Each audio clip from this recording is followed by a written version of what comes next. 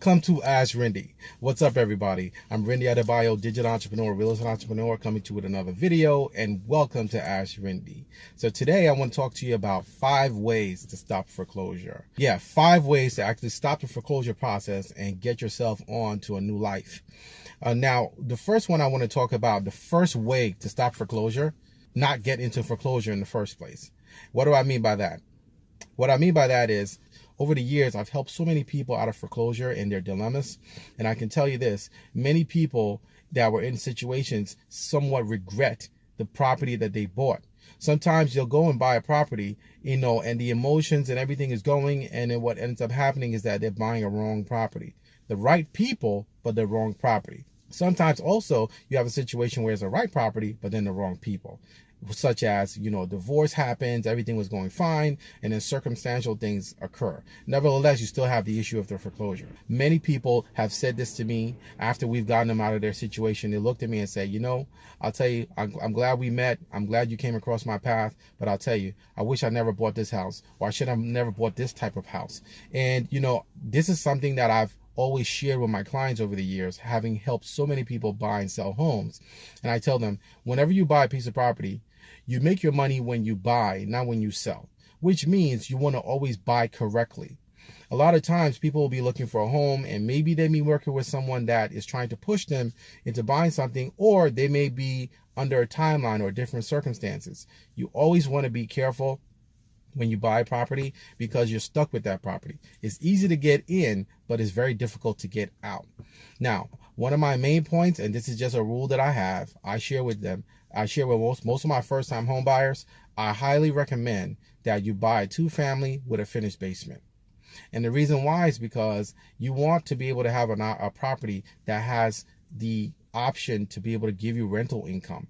So this way, when things happen in life, you're able to offset that, and you're able to help yourself out of the situation. So it reminds me of a story from years ago. I had a friend of mine who bought this property with his then fiance, and he was so happy, and I knew. I looked and I told him. I said to him, you're making a very, very big mistake buying this house. He didn't listen to me. He insisted it was a single family home here in New Jersey, and he used his fiance's credit to buy the property. And it was a very, very disastrous move. I mean, they had a housewarming party. They invited me to the housewarming party. I did not go, because I was not going to go and celebrate their demise.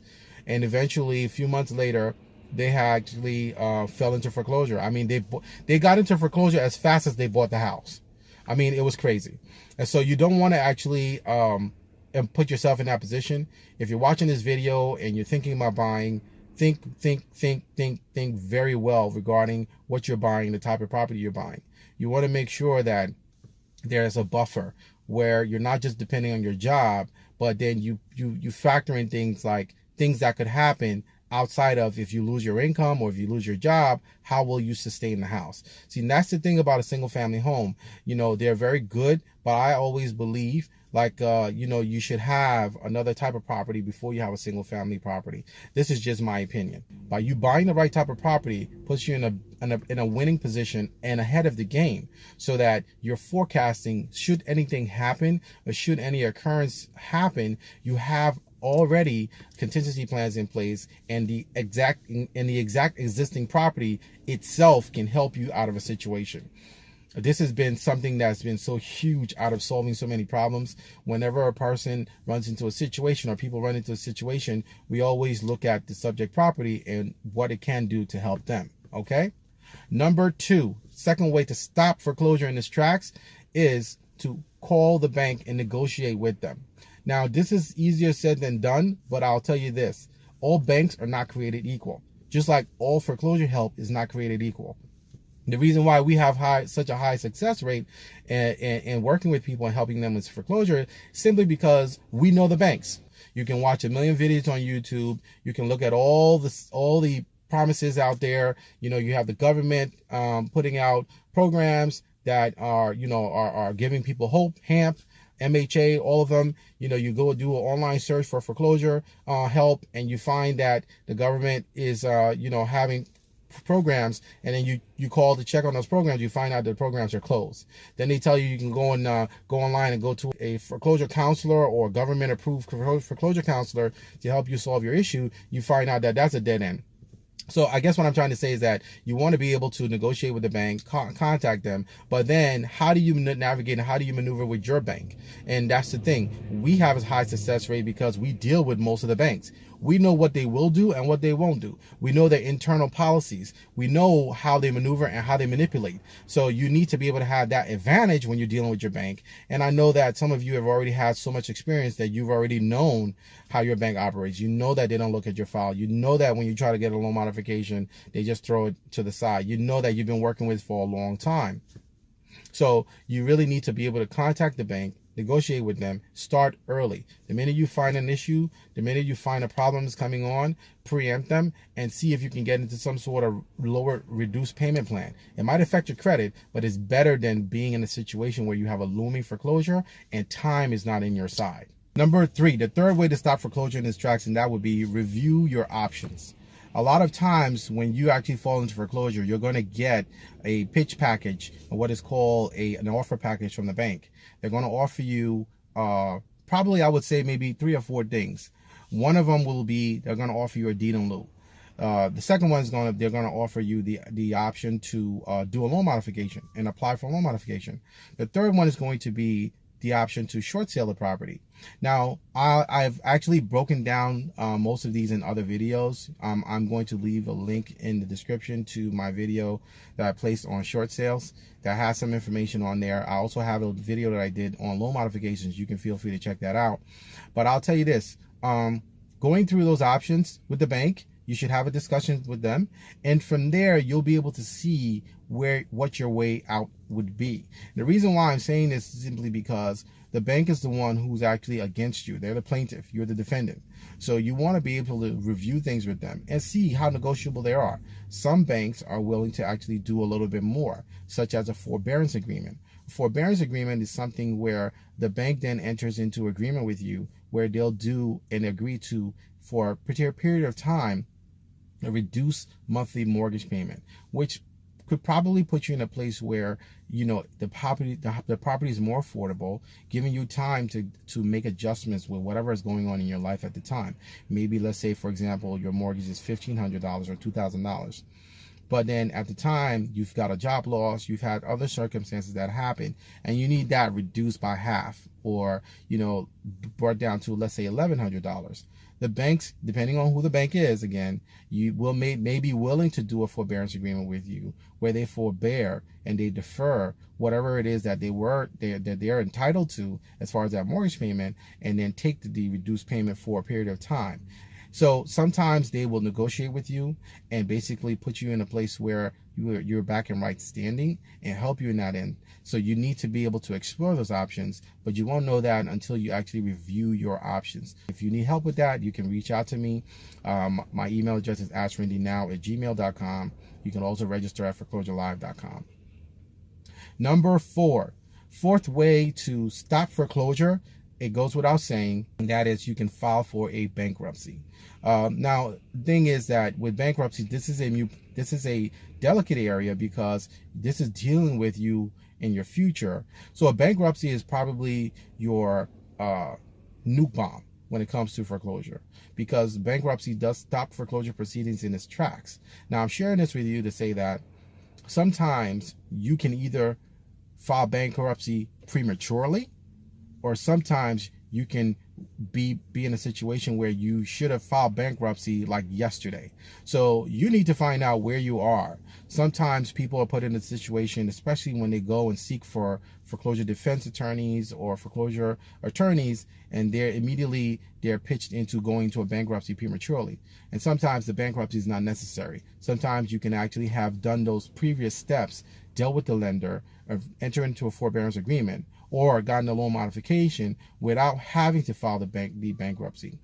But fortunately, because of the way the laws work, you know, the bankruptcy is an option for you to be able to explore, should in case you need to use your nuke bomb to be able to eradicate the foreclosure at the moment.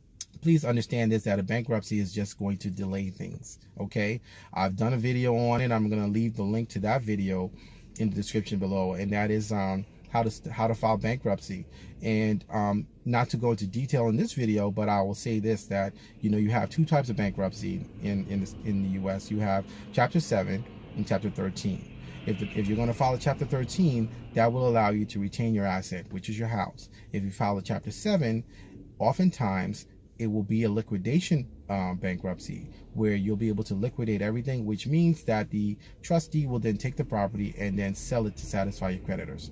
Now, there is a way to be able to do a 7 and probably retain the property. And that's the question. If you have a question regarding that, we can direct you to the right proper legal help for that.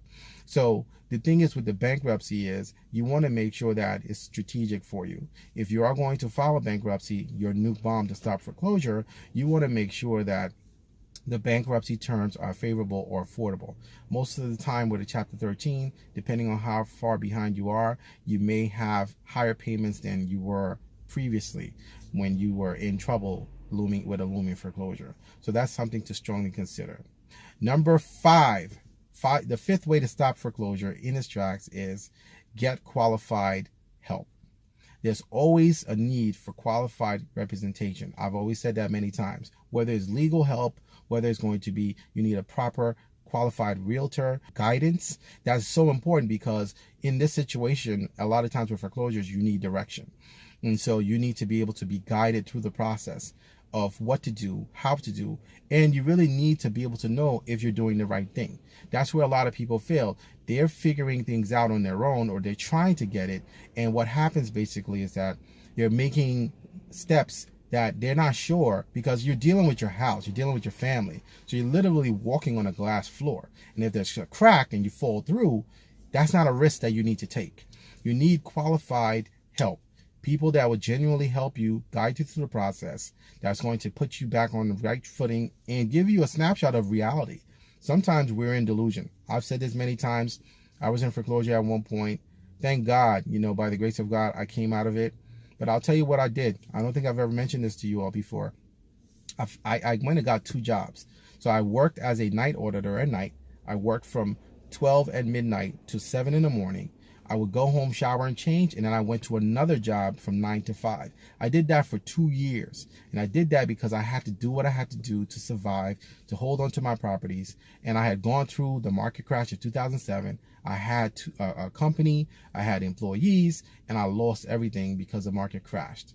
And so what I did was, at the time, learn School of Hard Knocks. I learned how to not only master stopping foreclosure during that season. In that season of my valley, that's where I learned all the things that I've learned regarding how to navigate the foreclosure process, what to do, what not to do. I also formed some very valuable connections and relationships that I have till this day, and that I've used to be able to establish and develop the Ask Rinde Network, which is one of the only genuine comparable foreclosure networks in the US, and we're growing daily.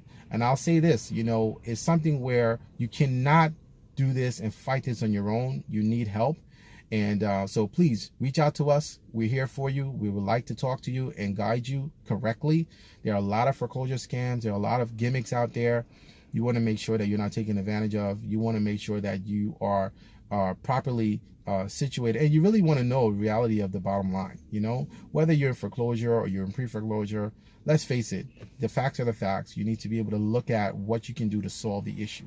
So if you have any questions, please reach out to us. My email address is askrindenow@gmail.com. Phone number 201-855-7575.